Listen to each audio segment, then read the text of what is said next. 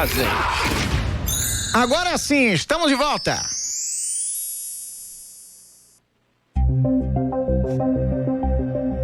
Muito boa tarde, estamos nós aqui no 30 de janeiro de 2020, o mês acabou, né? No primeiro mês do ano de 2020, a gente já tá aí praticamente se despedindo dele. Eu estou falando diretamente aqui da Rádio Geek de São Paulo, eu sou Lígia Zottini do Voicers e a gente tá mais uma vez com o programa Tecnomagia, combatendo aquele efeito Black Mirror. Eu tô aqui com a Gabi Sartori, é uma honra ter você aqui hoje. A honra é minha. Gabi é uma grande amiga e uma especialista, uma daquelas que também estão hackeando e inovando uma profissão que a gente conhece bem, que é a arquitetura. E ela veio pra minha vida falando, olha, eu tenho esse tema. E a gente falou, bom, a gente vai ter que sentar e conversar, porque ela trabalha arquitetura, mas ela trabalha também neuroarquitetura. O que a neurociência tem a adicionar a essa arquitetura?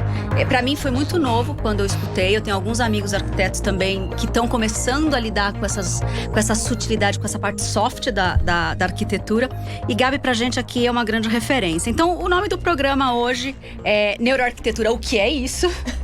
Porque eu acho que não tem muito mais o que falar sobre isso. E se você tiver dúvidas e quiser saber mais, enfim, a gente tem aí o WhatsApp do programa, que na verdade é o 11973136617. É aquela história, deixa a pergunta que a gente responde ao vivo ou depois. Quer saber mais? A gente tá em todas as mídias, Facebook, YouTube, Rádio Geek. E também a gente tem esse programa depois como podcast em todas as plataformas. É só procurar Tecnomagia, tá bom? Bom, Gabi, sem mais demoras, eu queria que você se apresentasse. Conta um pouco a sua história com a arquitetura. Como é que você acha essa nova forma de entender a arquitetura? Isso é novo, isso é velho? Quando começou? Enfim, se apresenta. Obrigada, Lígia. Primeiro, é uma honra estar aqui, uma honra estar num programa conduzido por você. Maravilhoso. Como você mesmo disse, eu fui atrás de você levar o tema, porque eu vi que você é uma pessoa que estava levando a inovação de uma forma completamente diferente do que a gente tem hoje. E foi assim que a gente se conectou. E hoje eu acredito muito em conexões. Eu também. E eu tô aqui por conta disso. Maravilhoso. Bom, na verdade o caminho foi torto. Foi bem torto. A minha primeira formação, eu sou radialista. Então… É por isso que você falou, eu tô voltando Sim. à faculdade. Eu pensei por 2 segundos, o que a arquitetura tem a ver com um estúdio como esse? Boa! Pois é, minha primeira formação foi em rádio e TV. Eu me formei em comunicação social, com ênfase em rádio e TV. Mas na faculdade, eu já levei toda a minha carreira para a área de cenografia. Tá. Então, eu já tinha questões com projetos, eu já fazia desenhos técnicos. E quando eu acabei a faculdade de rádio e TV, eu me vi obrigada a ir para uma faculdade de arquitetura, achando que me faltava repertório. Tá. E achando que eu ia fazer cenografia pro resto da minha vida, né? Doce ilusão. E então, quando eu comecei a fazer a faculdade de arquitetura, eu já trabalhava na área de cenário. Foi assim durante a faculdade inteira. Tá. E quando eu terminei a faculdade, vida mudou, enfim, casei, muitas coisas mudaram. Eu resolvi sair da TV, que era… eu tinha ficado vários anos dentro da televisão. E resolvi ir montar o meu escritório. Minha mãe é designer, Tá. Então nós formamos o nosso escritório de arquitetura. E então comecei a trabalhar com projetos mais residenciais e depois um pouco comerciais e corporativos. E daí então, eis que, né, em 2013 eu passei por um processo pessoal, Tá. de transformação, por conta, enfim, dos percalços da vida, dos buracos que a vida nos coloca. Os maias estavam certos. Eu gosto de escutar as histórias, porque as datas, os grandes mudanças foram depois de 2012, assim. Os maias tinham uma certeza ali, na hora que eles falaram que o mundo acabou e começou de novo, entendeu? Não, eu tenho As datas se repetem muito. É isso mesmo. E a partir de 2013, então, eu comecei um processo interno muito profundo. De autoconhecimento, de autoanálise, de espiritualidade. E a partir desse processo, eu comecei a me questionar muito dentro da minha profissão. Tá bom. E eu não me via mais ali fazendo uma arquitetura que todo mundo fazia. Tá. Eu não via mais sentido no porquê fazer uma casa que, na verdade, o objetivo era colocar numa capa de revista. Tá. Sendo que, na verdade, a gente estava fazendo a casa para as pessoas viverem. E a casa como um abrigo para essas pessoas. E daí dentro desse questionamento muito forte dentro de mim, eu vi a relação de que os ambientes eles tinham um poder de mexer com o ser humano que ali estava, em comportamento, em emoções, em sentimentos. E foi então que eu fui tentar ver de que forma que eu poderia correlacionar as duas situações. E então, por uma felicidade, eu estava numa aula de pós-graduação e alguém simplesmente jogou a palavra neuroarquitetura. E quando essa palavra foi jogada, para mim, o clique fez e fez todo sentido. Aconteceu. Aconteceu. Isso depois já de 2013? Sim, depois de 2013. Você teve esse contato com a neuroarquitetura depois já tá trabalhando. Eu passei por um processo muito grande de autoconhecimento. E daí, então, me aprofundando nos conhecimentos de neurociência, de psicologia. E aí, pra mim, hoje, depois, né, que você já tem esse caminho trilhado, trazer as duas coisas e conectar elas foi algo muito mágico, assim, foi a chave mesmo que faltava.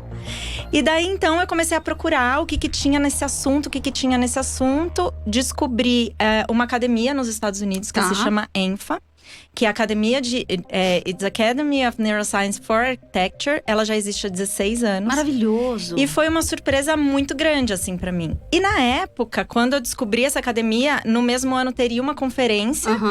E eu falei, preciso ir, tem tudo a ver comigo. E eu me conectei com a arquiteta Priscila Benck, que hoje é minha parceira no projeto que a gente toca. Porque ela estava indo pra essa conferência com um grupo de arquitetos. Maravilhoso! E aí eu falei, não, então eu vou com vocês. E a partir de então, é aquela coisa, né? O caminho sem volta. Não tem jeito. Não tem jeito. E aí você volta dos Estados Unidos, hein?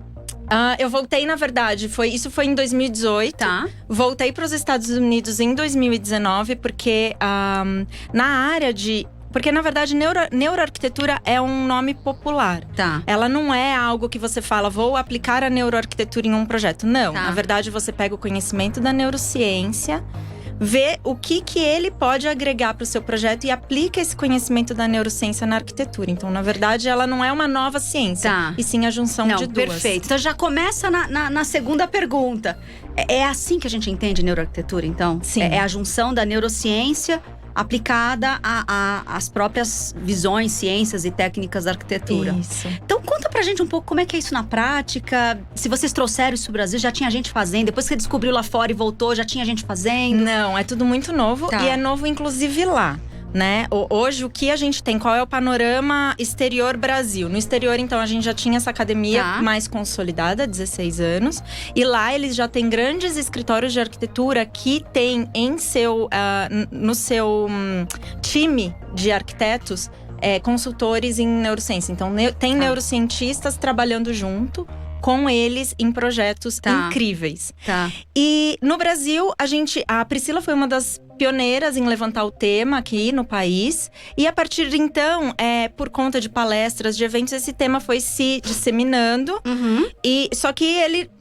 assim, pouco aprofundado. As pessoas ainda não estavam entendendo direito o que era uma coisa ou outra. Ficou meio parecendo, temos algo aqui a explorar, mas ainda não sabemos como. Então, foi a partir daí, então, que a gente viu a oportunidade de também lançar a nossa academia.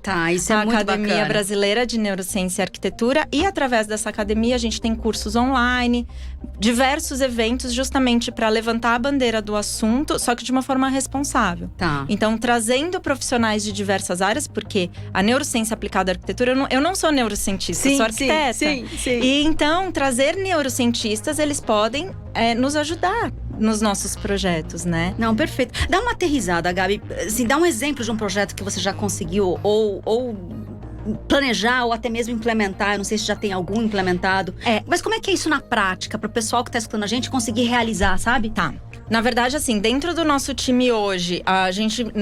fazer mesmo um projeto, a gente já tá meio sem braço para conseguir fazer. Mas a gente tem neurocientistas e neuropsicólogos trabalhando conosco. Então, a nossa ideia é elaborar um briefing muito, muito bem feito. E com esse briefing, mensurar as questões fisiológicas dessa pessoa para conseguir entender qual é a saúde dela, como que ela tá naquele ambiente, se é um ambiente de trabalho, um ambiente corporativo, como que tá o nível de estresse dela naquele espaço, como que é a rotina, ela tá inserida num ambiente com luz natural, como que são essas questões. Então, nesse briefing, fazer um briefing muito bem feito e a partir de então, identificar quais são os pontos a melhorar. E com esses pontos, pegando um pouco do comportamento humano, o que a gente pode aplicar em projeto para ajudar na saúde, no bem-estar dessas pessoas. Então, por exemplo, eu não sei se já tem gente… Troca de microfone? Esse? Você. Eu? É porque deu pau aqui. Tá bom. Precisa voltar alguma coisa? Tá bom. A última frase. Tá bom. O que eu posso dizer, então, já existem pessoas, por exemplo, eu tenho a minha casa, ou eu tenho o meu projeto, sei lá, eu tenho o Voicers. Se algum dia eu quisesse ter um espaço físico do Voicers. Ou eu quero agora, tô mudando de casa, vou querer pensar na minha casa. O que seria diferente no meu projeto, eu contratando só uma arquiteta, ou um escritório de arquitetura e um escritório como o seu, que conta com profissionais de neurociência. O que no final eu veria de diferente? Você provavelmente veria de diferente uma casa muito mais conectada a você. Porque daí, nesse primeiro briefing, a gente vai muito mais a fundo nas questões pessoais. Porque a neurociência, ela nos mostra que a gente tem memórias, que são memórias nossas biológicas, dos nossos ancestrais.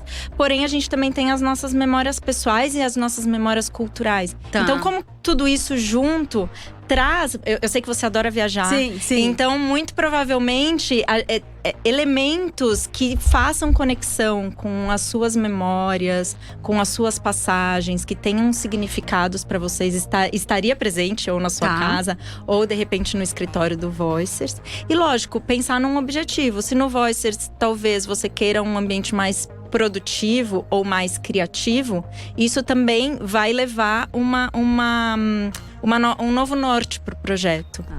Isso quer dizer, dá para assumir, por exemplo, que essas empresas de tecnologia que começaram com esses escritórios super diferentes, coloridos, enfim, as grandes techs estão todas com esse olhar que a gente saiu dos escritórios cinzas, quadradados, que parecia tudo igual, entendeu?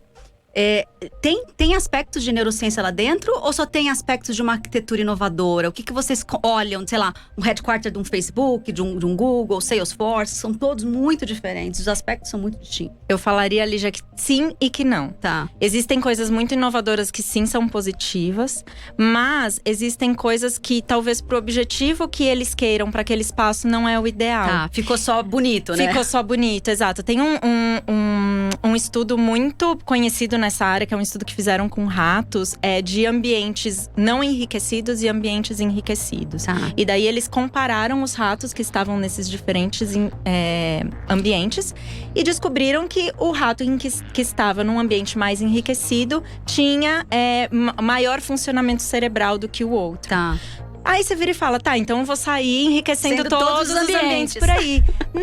Não, porque se seu objetivo for que tenha momentos de trabalhos focados, talvez um ambiente muito enriquecido não ajude. Tá. Então a gente precisa primeiro analisar o objetivo do ambiente que você vai querer, né? E se vai chegar naquilo ou não, e ter um parâmetro, não é sair fazendo adoidado, mas é estudar e de repente… É muito importante também depois fazer um estudo de pós-ocupação, para saber se aquilo que foi feito foi realmente efetivo. Porque a gente escuta muito, né, de colegas que estão dentro desses escritórios, que na verdade a vida continua acontecendo nas mesas, né? Aquela sala de game, aquela sala de sei lá o quê, aquele puff colorido. Você faz de vez em quando, mas a maior parte da vida ainda continua acontecendo na sua cadeira e o trabalho tem que ser entregue da mesma forma, né? E principalmente porque provavelmente não foi feito um briefing muito bem delineado no início para saber que a cultura daquela empresa não era essa. Tá. Boa. Faz muito sentido. Bom, tem algum lugar público que, ou aqui ou fora daqui do Brasil, que você tem como referência pública de, olha, vai naquela cidade ou tá aqui em São Paulo e quer ver uma neuroarquitetura aplicada, é isso daqui. Eu vou contar uma história que eu adoro, então. E eu sei que você ama viagens.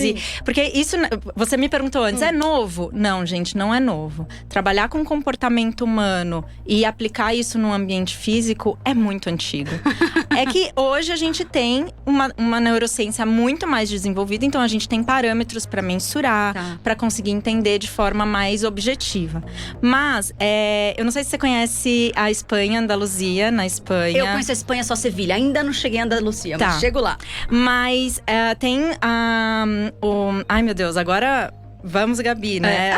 O cérebro não funciona. Mas tem um palácio lá, que foi feito pelos árabes. Então foi uma mistura de cristãos e árabes ali. Acontece a mesma coisa em Sevilha. Sim, tem um nome, toda esse tipo aquela parte da Andaluzia ali, ela é maravilhosa por conta dessa mistura. E esse palácio foi construído, sei lá, em 1600, nem 1000, eu acho. Foi em 600 e bolinha. Tá. E o sheik que construiu esse palácio era para atos políticos. Tá. Então, todo o palácio, ele tem um piso branco para você chegar até ele. E os visitantes que ali estavam, eles chegariam justamente para fechar contratos ou não fechar contratos. E ele só recebia esses visitantes ao meio-dia com sol a pino. Se não estivesse sol, ele não recebia o visitante que ficasse ali esperando um dia de sol. E daí, quando o sol bate no chão branco, ele volta, né? Ele reflete a luz e cega o visitante. E aí todo o caminho ele faz naquele desconforto de chegar do outro lado do palácio. Naquela época não existia luz elétrica, então quando ele chegava no palácio, ele estava num breu total, mais um desconforto. E o sheik, ele comparava qual era o comportamento dessas pessoas, então nesse momento de desconforto, para saber se aquela pessoa era ideal para fechar um contrato ou não fechar um contrato. Maravilhoso! E eu lembro que tinha uma história parecida. Eu acho que depois que eles fizeram esses maiores, o de Sevilha tem uma história bem parecida também dessa coisa da luz, né? Incrível. O ambiente totalmente projetado para um comportamento humano. Você gera comportamentos pelo ambiente que você projeta, né? Não, isso faz muito sentido, porque eu acho que a gente historicamente sente-se bem ou não entrando em ambientes. Tem toda a parte, eu acredito, de energia, mas tem a parte do fato de, cara, quando você mexe, acho que até energia, é um conjunto de coisas. Quando você mexe na sua casa, que você dá uma peça nova, muda de lado, você olha para aquilo e aquilo te faz bem, entendeu? Em contrapartida a uma situação que te faz mal. Eu brinco toda vez que a minha casa tá muito tenso, ou acontecer uma discussão, eu abro tudo e eu faço uma faxina, entendeu? Perfeito. E mudo as coisas de lugar. Eu acho que hoje a gente tem neurociência para explicar algo que, como você disse, a gente vem fazendo historicamente. Sim, é intuitivo, só que hoje a neurociência ela vem nos ajudar, nos dar o suporte de. Então hoje fazer um projeto baseado em evidências neurocientíficas, ela nos dá um suporte para validar com o cliente de uma forma completamente diferente, né? Não é simplesmente, vai ficar bom porque eu acho. Perfeito. Não, é porque a gente tem uma ciência que nos valida aquilo que a gente tá querendo colocar aqui. E aí, para isso, você vai fazer todo o cabedal da arquitetura. Cores, formas, texturas, objetos e por aí vai. Tudo que você tem à disposição. Tudo que envolve, porque nós somos seres sensitivos, né? Então, temos os 5, na verdade 6 sentidos, né? E a gente tem que utilizar desses elementos. Os nossos sentidos nos dão a forma do mundo. A gente só consegue compreender o mundo que a gente tem hoje através dos nossos sentidos. Maravilhoso. Né? Então, explorar isso dentro de um projeto de uma forma assertiva, racional, pode trazer resultados muito, muito positivos. E sabe o que é mais legal, assim? Acho que a gente vem de uma geração que é a primeira que é massivamente estudado, né? O pessoal que tá entre, sei lá, 30 e 40 e poucos. Foi a primeira grande geração que realmente teve a oportunidade de estudar. A maioria dos pais da geração desses adultos, nem todos, a minoria conseguiu fazer uma faculdade, ou conseguiu ter repertório para sair um pouco da cidade, ou até mesmo do bairro, ou até mesmo de uma vida que foi sempre muito repetida, né? E eu acho que desse lugar a gente começa a ver a importância dessa educação.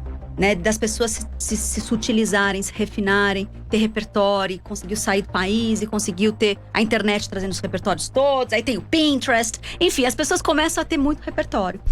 E aí você começa a ver valor, eu não vou nem dizer ainda na neuroarquitetura, porque ela é muito jovem aqui no nosso país, mas na arquitetura. Sim. É muito comum hoje em dia, na nossa geração, você não sair fazendo qualquer coisa, faz o quero uma churrasqueira e faz o puxadinho no sítio.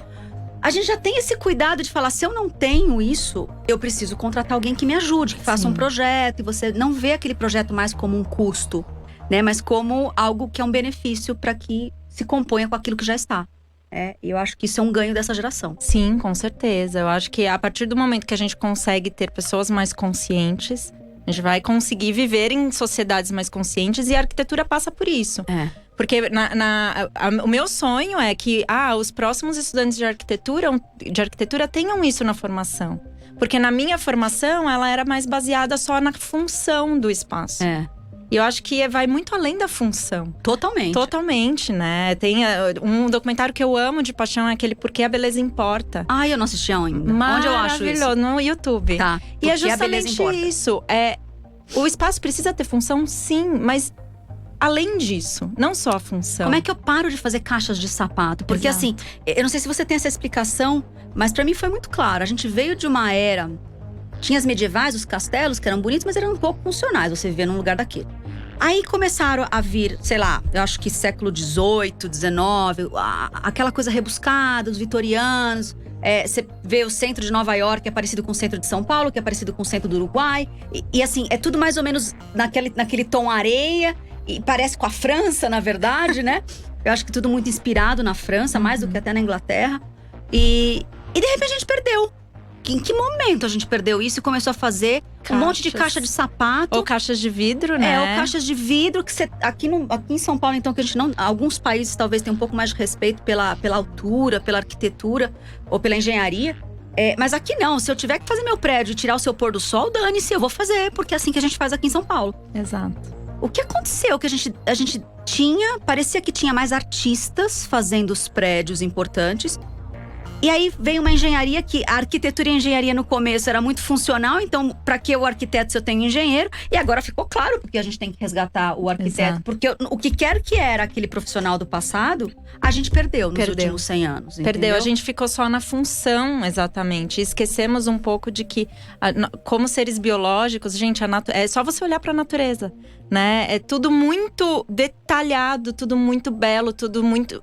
simples, porém belo, né? Sim. Tudo muito proporcional. E essa proporção, nós, como seres biológicos, a gente tem como rastrear isso inconscientemente, né? E isso foi se perdendo mesmo, nesse caminho da arquitetura mais funcional, mais rápida, porque só precisa obedecer a um certo objetivo. Não. Faz muito sentido. E aí eu tenho uma pergunta pessoal que eu carrego comigo há anos. Talvez você tenha a resposta, talvez não. Mas eu tenho uma responsabilidade. Eu tenho que perguntar minimamente pra onde eu acho que pode sair a resposta. Mas eu acompanho muito, assim, alguns prédios redondos, né? Tipo, Torre de Pisa entortou. Mas tem alguns prédios em São Paulo que eles são totalmente redondos. E aquilo não vai pra frente. Por que a arquitetura… Tem alguma explicação do porquê que arquiteturas redondas, de prédios redondos… Tá sempre assim, tem um em São Bernardo, tem em Santo André, aí tem outro aqui em São Paulo. Tem outro em Curitiba, que ele gira, inclusive. Que essas coisas redondas parece que os humanos não gostam de morar dentro. Tem alguma explicação? Eu acho que é muito pela questão mais funcional mesmo. Porque para você conseguir mobiliar um espaço redondo é muito mais difícil do que mobiliar um espaço quadrado. Tá. Porém, hoje a gente já tem estudos neurocientíficos que mostram que o nosso cérebro, ele vai muito melhor com uma forma orgânica e talvez redonda e talvez curva do que formas retas. Tá. Mas eu acredito muito nessa parte do redondo. Primeiro, acho que mais pela praticidade mesmo, pelo funcional ou não funcional. E por uma cultura que foi imposta de que não é assim que a banda toca. Não é redondo, é quadrado. Porque eu sempre tive a sensação de que não prospera esses prédios redondos. Eles ficam lá alugando uma vida, nunca coisa para dentro. É esquisito. É esquisito. Enfim. Bom, agora vamos para a segunda parte da nossa conversa. Você tocou ali que você tem uma academia. E, na verdade, logo depois que a gente se conheceu, vocês estavam fazendo o primeiro movimento de uma conferência, um congresso de arquitetura, de neuroarquitetura, na verdade, e que ele se tornou o maior da América Latina. Conta um pouco como é que isso nasce e depois conta um pouco da novidade desse ano. Ah, legal.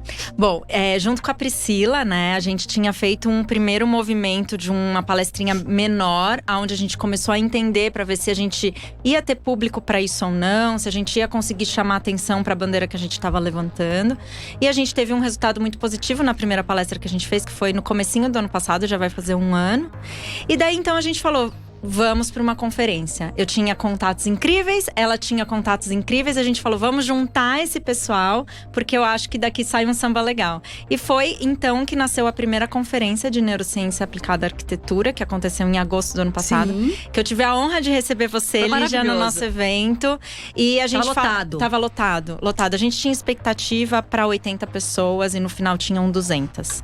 Então foi algo assim muito incrível. E na época foi logo quando eu voltei do meu curso nos Estados Unidos. Então já voltei com outros contatos. Tá. E daí a gente começou a criar meio que uma rede mesmo de pessoas, porque lá tinha pessoas do mundo inteiro, Sim. pessoas da América Latina. Então a gente já fez contato com a Karina no México, outras pessoas na Argentina, pessoas mesmo dos Estados Unidos. Então a gente percebeu que para esse ano a conferência tinha que ser maior e tinha que ser uma conferência internacional.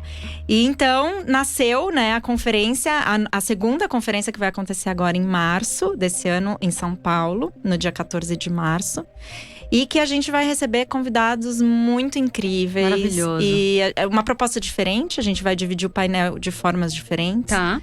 Ligados mais à questão do humano, dos ciclos humanos. Vai ser um momento muito especial. Maravilhoso. E assim, se as pessoas quiserem saber, NeuroArc Day, né? Esse é o nome da conferência. neuroarcday.com.br.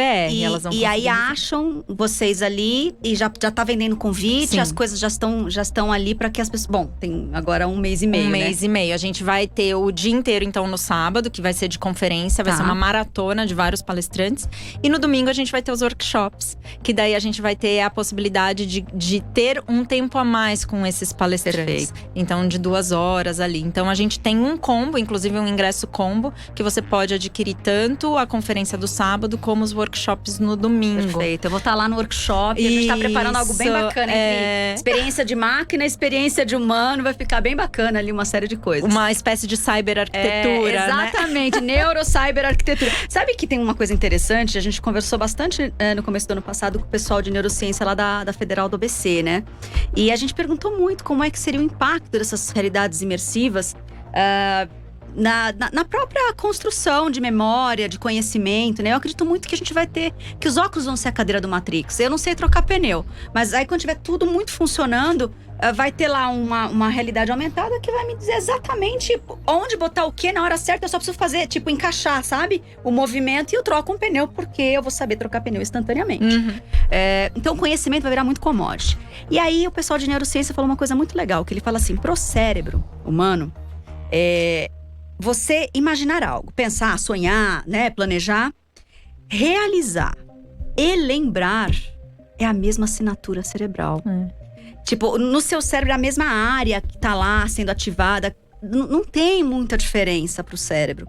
E eles falam que a gente vai começar a criar memórias sintéticas. Eu não sei nem se a palavra certa é sintética, mas assim, o fato de você conseguir hoje já, com a realidade imersiva, viajar com 2/3 praticamente dos seus sentidos, você consegue viajar com a visão, com a audição e metade dos sentidos, você vai conseguir criar memória, porque é assim que a gente gera Sim, memória, exato. né? Quando você viaja para um lugar e os seus sentidos capturam aquela experiência.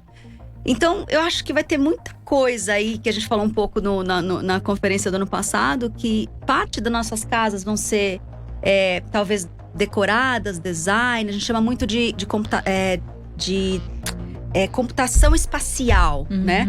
Onde você faz design através de realidade aumentada. Talvez você vai ter peças na sua casa de arte que parte delas não é física. Não é física, tá no exatamente. digital, Não, eu entendeu? acredito totalmente nisso. E aí tudo isso vai ter que ter um desenho muito cauteloso. Eu acho que é por aí que os movimentos vão se cruzar. Uma neurociências na arquitetura, um movimento minimalista. Por que as casas estão com menos coisas, as pessoas estão com menos excesso, né? Com mais consciência sobre os excessos. Eu acho que vai vir muita coisa que a gente vai estar do mundo desmaterializado. Eu concordo. Eu concordo. Bom, acho que a gente está caminhando para nossa pergunta final. Se as pessoas quiserem hoje, né? Eu sou arquiteta há muito tempo e eu quero fazer isso. Me interessou, né? Além da academia, além enfim, do congresso que está chegando, Tem alguma outra orientação que você possa dar para as pessoas? Por onde trilhar? Sim, a gente tem, na verdade, um curso online, né? Que a gente foi… a gente pegou o que as pessoas precisam saber para começar. Então, a gente criou um curso online, onde a gente dividiu em diversos módulos. O módulo 1 é o básico, é o que tem que passar para depois ir para os outros. E lá, a gente dá muita informação e a gente faz diversas lives, onde a gente fala sobre bibliografia, passa muito material para as pessoas. Então, pode ser tanto pelas nossas redes sociais, como se você realmente quiser virar aluno, ser um dos nossos alunos do nosso curso online. E como é que eu acho esses cursos online? É NeuroArc, neuro.arc.br. Tá bom. Tá? Ou no nosso Instagram, NeuroArc Academy. Tá bom. E se eu quiser contratar… Vocês te acham aonde? Vocês fazem projetos já dentro dessa neuroarquitetura? Sim, mais como consultoria, né? Também no NeuroArc Academy do Instagram. É só mandar uma mensagem lá pra gente, que a gente tá sempre… Rapidamente a gente responde. Muito bom, Gabi. Bom, eu acho que… eu gosto muito de acreditar que esses movimentos em cada uma das áreas… Eles são movimentos de nova economia, eles são movimentos de soft economy. Você está sutilizando uma arquitetura que já era uma parte da sociedade mais sutil, mais voltada para uma harmonia. E acho que quando você consegue sutilizar o que é sutil, diz muito sobre para onde a gente está indo, né? Todas as áreas estão se reinventando. Acho que tem espaço para tudo isso.